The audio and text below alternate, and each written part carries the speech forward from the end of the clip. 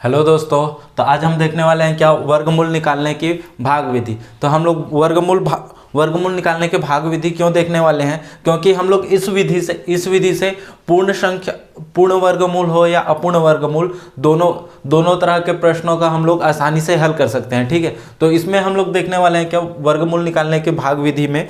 चलो हम लोग एक प्रश्न करके देखते हैं क्या। जैसे कि हमारे पास एक प्रश्न है 1024 का हमें क्या करना है, वर्गमूल निकालना है। तो इसको हम लोग भाग विधि से सॉल्व करेंगे तो क्या हो जाएगा, यहाँ पे लिखेंगे क्या 1024। ठीक, तो हमने इससे पहले पिछले क्लास में देखा था क्या कि हमारे वर्गमूल संख्या मतलब वर्ग संख्या में अगर जितने जोड़े बनेंगे उतने अंक बाहर निकलेंगे। जैसे कि हमारे यहाँ देखो दो जोड़ा बन रहा है, दो अंक से एक अंक बाहर निकलेगा, तो हमारे पास यहाँ पे कितना जोड़ा प्राप्त हो रहा है, दो जोड़े प्राप्त हो रहे हैं। तो हमको कितने, दो अंकों वाली संख्या मिलने वाली है। ठीक है, दो अंकों वाली संख्या मिलने वाली है।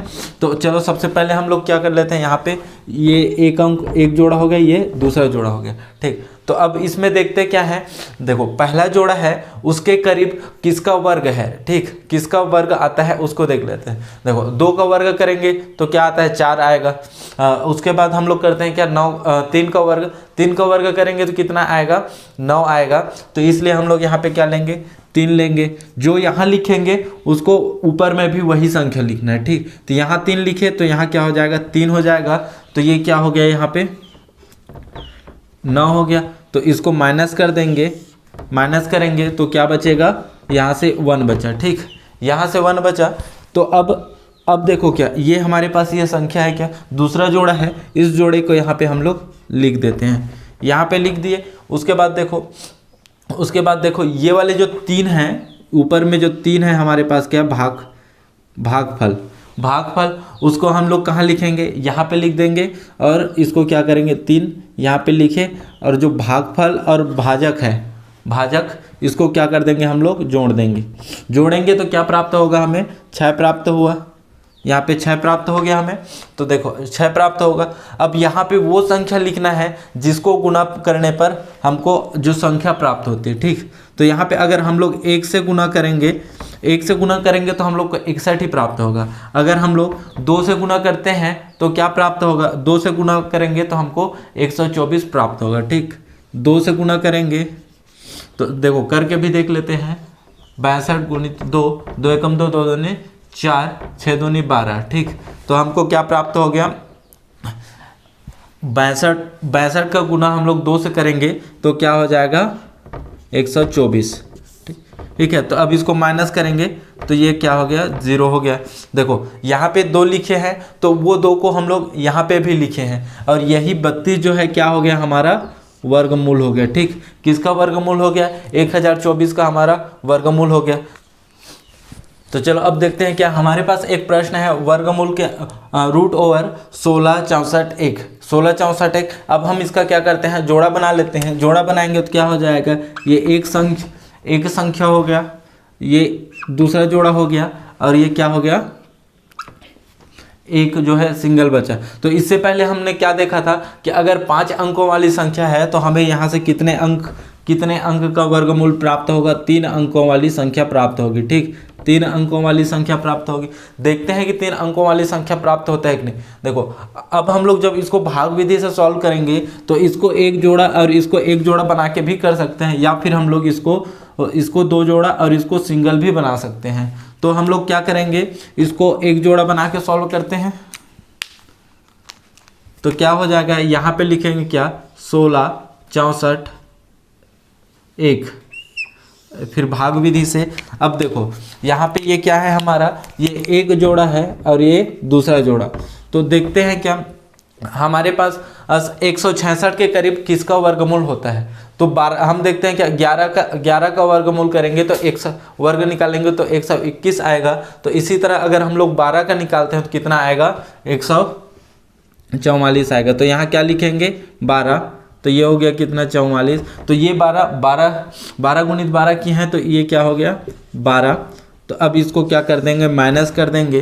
तो यहाँ से क्या बचा, 2 2 0, और ये जो अंक एक जोड़ा है उसको हम लोग यहाँ पे लिख देंगे। ठीक है, अब ये 12 को यहाँ पे लिखेंगे, ये 12 कहाँ आ गया, यहाँ आ गया, और इन दोनों को जोड़ देंगे तो क्या प्राप्त हुआ हमें 4 2 24 प्राप्त हो गया, 24 प्राप्त हुआ। अब देखते हैं अब हम किससे गुना करें, किससे गुना, कौन से अंक से गुना करें कि वो जो है इसके करीब आए। ठीक, तो इसके करीब आए तो उसके लिए क्या करना पड़ेगा, देखो हम लोग गुना करके देखते हैं। अगर 2 से करेंगे तो बहुत छोटी संख्या नहीं आएगा, 5 भी नहीं आएगा। और हम लोग क्या करते हैं, 24 है तो अगर हम लोग यहाँ पे क्या करके देखते हैं, 7 करके देखते हैं तो ये क्या हो जाएगा, 49 हो गया, और 28 और 4 कितना हो गया, 32। देखो ये भी नहीं आ रहा है क्योंकि यहाँ पे क्या है, 1 है। अब इसी तरह से 8, तो 8 भी नहीं आएगा। तो अब क्या करेंगे, हम लोग डायरेक्ट 9 से करते हैं। 9 से जब गुना करेंगे तो क्या आ जाएगा, देखो 9 से गुना करके देखते हैं, 2 4 9 इंटू 9,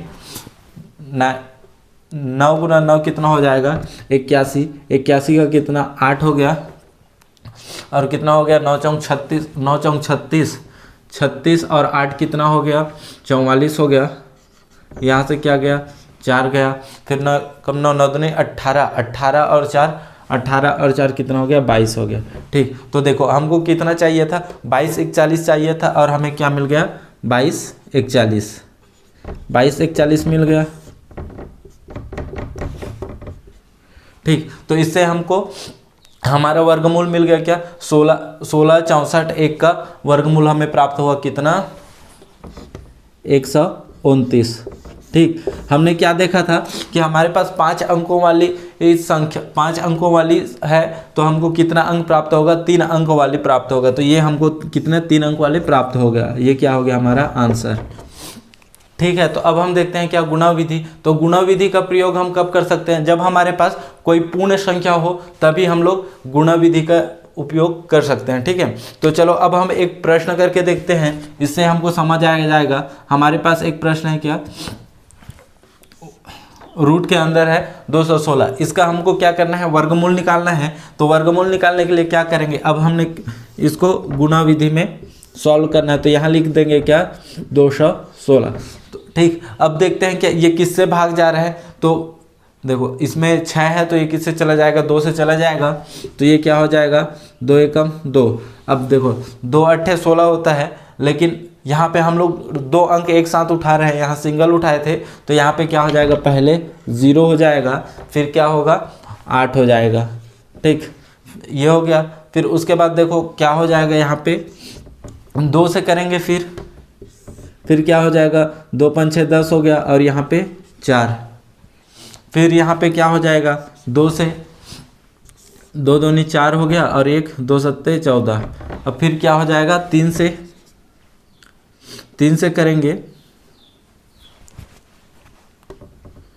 3 से करेंगे तो क्या हो जाएगा, 9 तिया 27 हो गया, 9 तिया 27 हो गया। फिर यहाँ पे क्या हो जाएगा, 3। ठीक, ये 1 हो गया। तो हमको अब क्या मिल गया,